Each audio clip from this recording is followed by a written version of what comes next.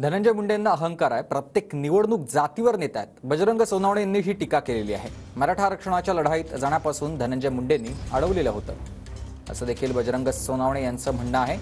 मुंडे बहीण भाऊंचे खायचे आणि दाखवायचे दात वेगळे आहेत, अशी टीका देखील मुंडेंवर बजरंग सोनवणे यांनी केलेली आहे.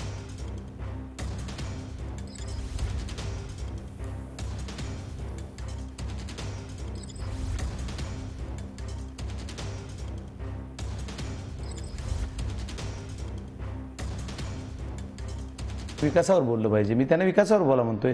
तुम्ही 10 वर्ष काय केलं ते सांगा.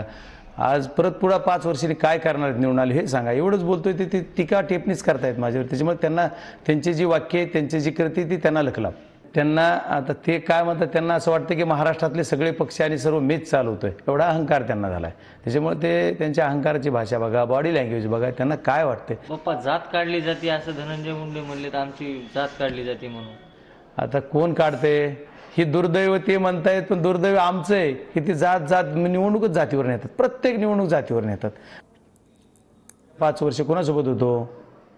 ह्यांच्यासोबतच होतो ना आत्तापर्यंत, कालपर्यंत.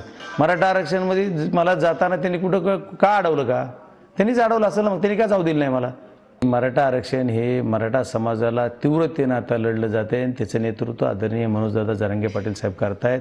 त्याचा मला रास्त अभिमान आहे. ह्याच्यात या बहीण भावाला बोलायचा काही अधिकार नाही. ह्यांचे खायचे दात वेगळे आणि दाखवायचे दात वेगळे.